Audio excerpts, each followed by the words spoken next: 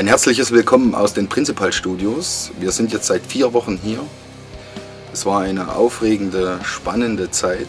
Unser neues Doppelalbum ist in den letzten Zügen und einen kleinen Eindruck davon möchten wir euch hiermit vermitteln.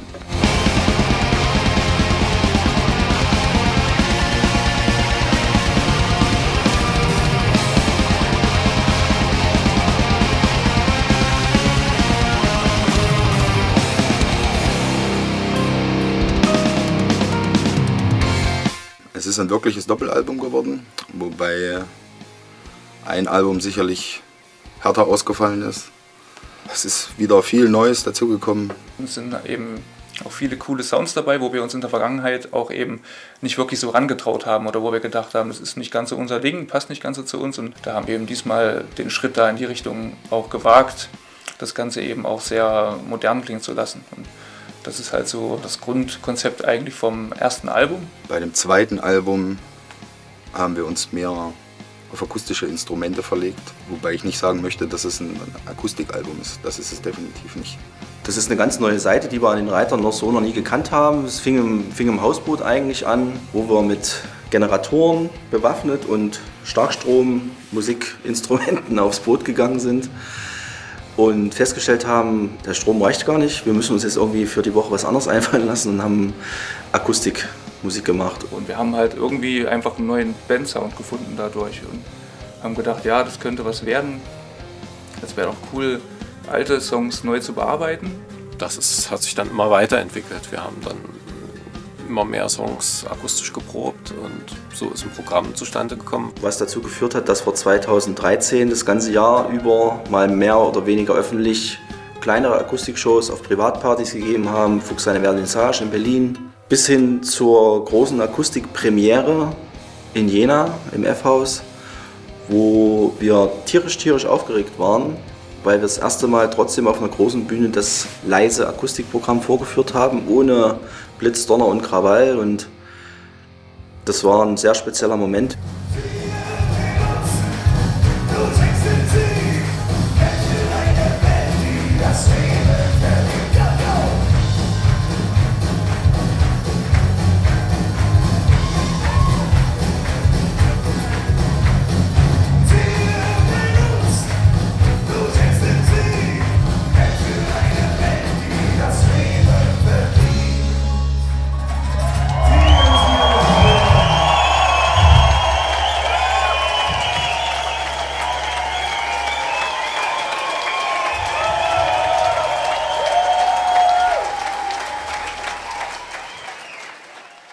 Erwartungen hatte ich keine, weil Akustiksachen grundsätzlich immer anders sind und das Andersartige war halt auch da und das hat mir sehr gut gefallen. Für mich sind die Reiter eine Band, die sich immer wieder neu erfinden können. Mit jeder einzelnen Scheibe konnten sie was Neues aus sich machen und diese Akustikshow hat eigentlich bewiesen, wie großartig sie ihre eigenen Lieder verstehen und auch neu interpretieren können.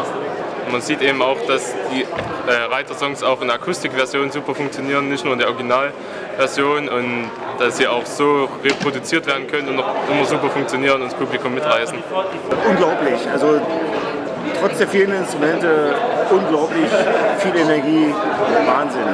Ich würde mir das immer wieder angucken, weil ich die Reiter eben für ihre Vielseitigkeit schätze, nicht nur für auf andere Sounds, sondern auch für die ruhigeren Töne. Sind sie genau die richtige Band.